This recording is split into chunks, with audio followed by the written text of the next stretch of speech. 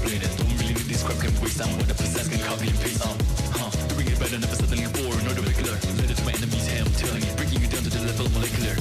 Yeah, ready to be wise, ready choosing battles, mostly babbles. You know, one of those big time shady.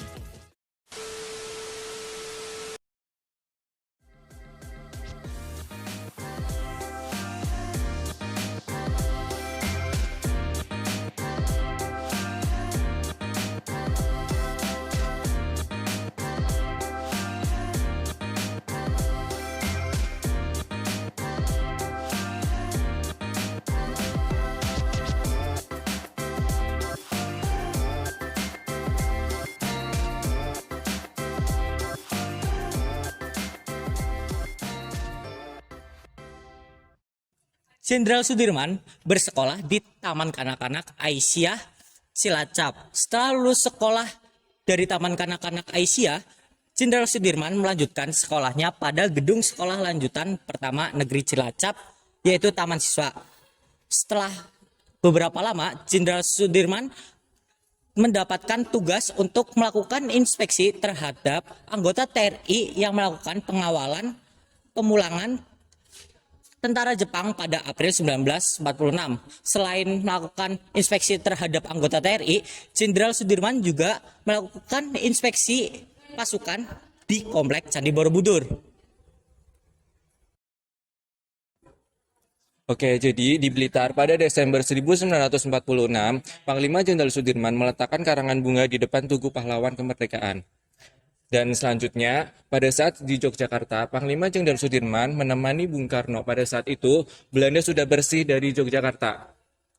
Oke, selanjutnya, Panglima Jenderal Sudirman menemani Bung Karno pada saat menemui Douwe Dekker dari Belanda.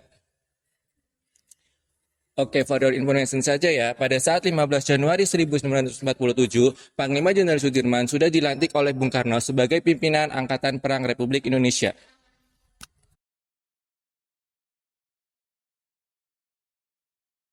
Di sini Panglima Besar Jenderal Sudirman sedang bertatap muka dengan Komodor Udara Halim Perdana Kusuma pada Juli 1947. Di sini setelah perundingan antara menteri-menteri seperti Susanto, Suparno, Kolonel Bambang Supeno, dan Kapten Suparjo, pertemuan ini adalah pertemuan terakhir antara Pak Sudirman dengan Menteri Supeno pada tanggal 12 Januari 1949.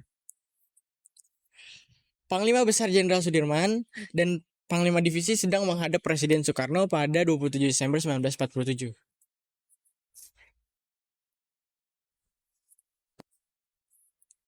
Di sini Panglima Besar Jenderal Sudirman dan dengan pengawalan turun dari daerah Gerlia menuju Yogyakarta pada bulan Juli 1949. Panglima Jenderal Sudirman memimpin perang gerilya dalam keadaan sakit.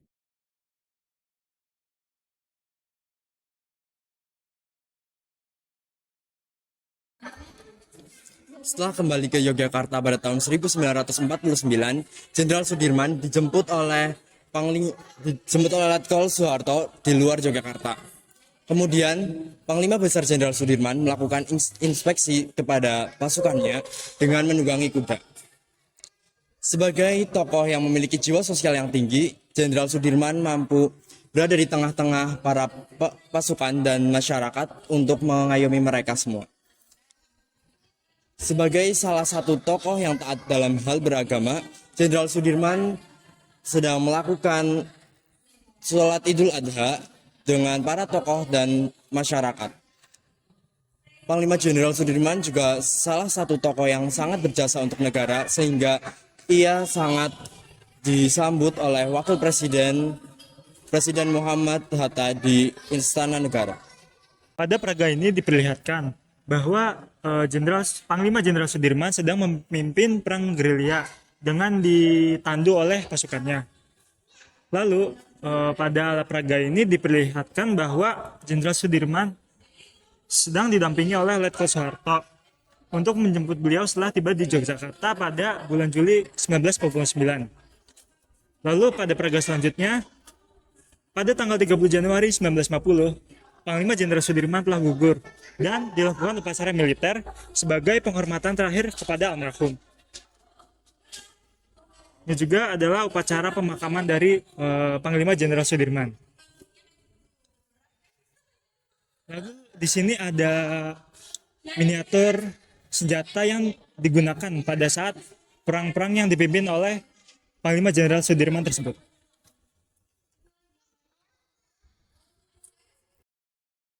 Seperti yang terlihat di sini, ini adalah patung gambaran dari Panglima Besar Jenderal Sudirman. Patung tersebut dapat menggambarkan betapa tangguh dan gagahnya Panglima Jenderal Sudirman pada saat itu.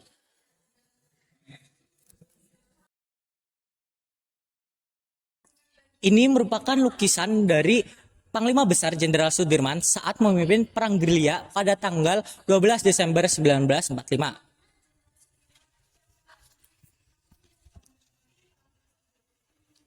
Meskipun dalam kondisi sakit parah, Jenderal Sudirman tetap tidak meninggalkan tanggung jawabnya dan beliau tetap memimpin perang gerilya dengan menggunakan tandu. Dan berikut adalah ilustrasi duplikat tandu yang digunakan oleh Jenderal Sudirman untuk memimpin perang.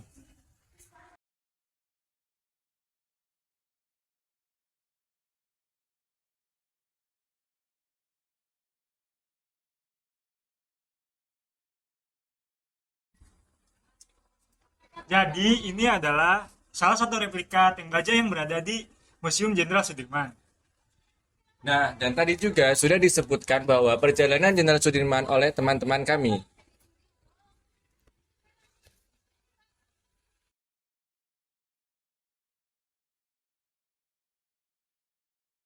Nah, tadi kita kan udah muter-muter ini Museum Jenderal Sudirman. Jadi menurut kalian sifat-sifat apa aja sih yang dimiliki Jenderal Sudirman yang cocok untuk kita implementasikan ke kehidupan sehari-hari kita? Menurutku sih yang cocok untuk diimplementasikan di kehidupan sehari-hari sih bertanggung jawab. Udah. Oh, kalau Fajri, Menurutku berjiwa sosial yang tinggi. terus apa lagi? Kalau menurut aku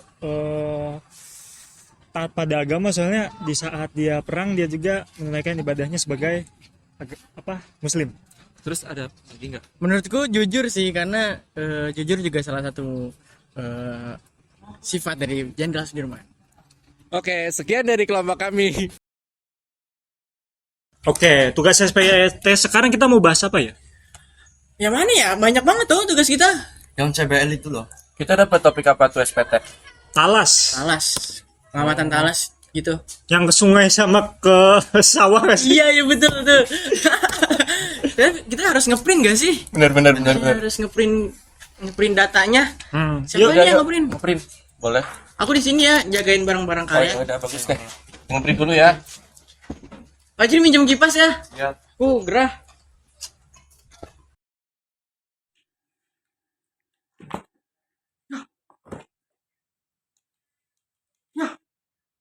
Gimana ini?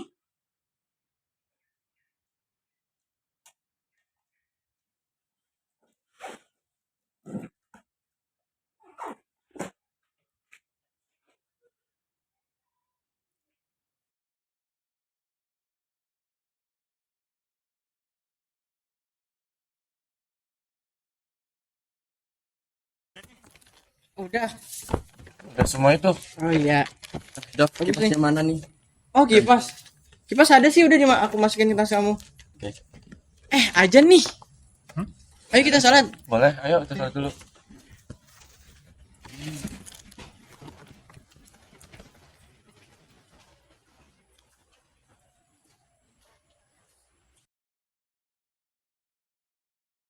Loh, ini kok kipasnya rusak. Lah kok gimana sih?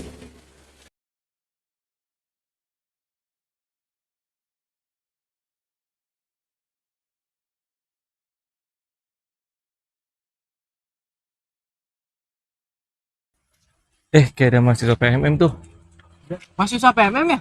Iya, Mau kemana, Mas? mau ke masjid. Masjidnya di mana ya? Oh ya udah, kita sekalian juga mau ke masjid kok, mau sholat. Ayo bareng aja.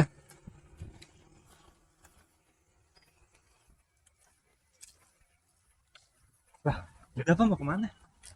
Nggak tahu tuh. Kok Dafa nggak ikut sholat? Iya, tadi katanya mau sholat.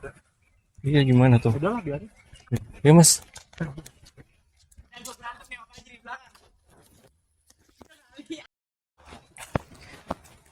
Aduh. Jangan sholat di masjid deh. Ntar ketemu Fajri. Nanti mau sholat Fabio aja lah.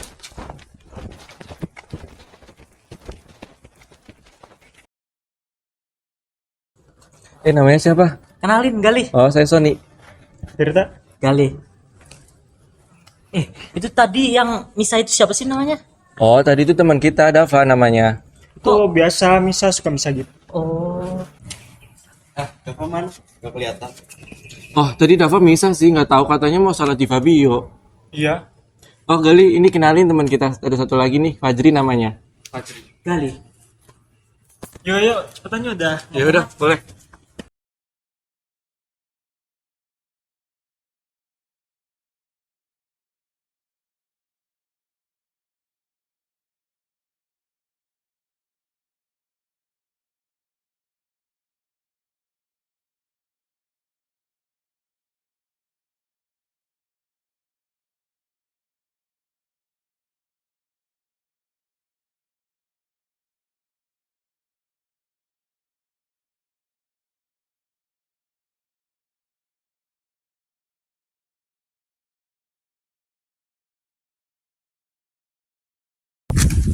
Tadi temanku si Fajri itu cerita, katanya sih kipasnya rusak gara-gara si Dava.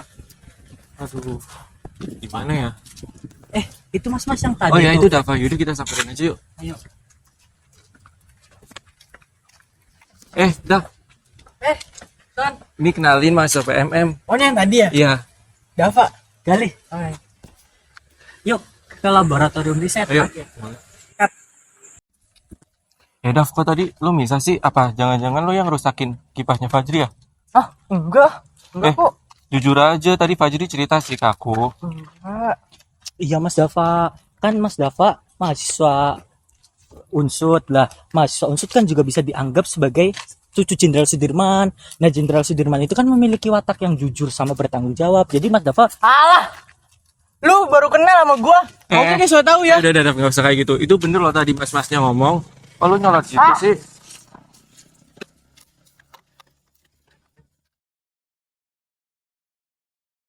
Dav, tunggu dulu. Kalau main begitu aja sih.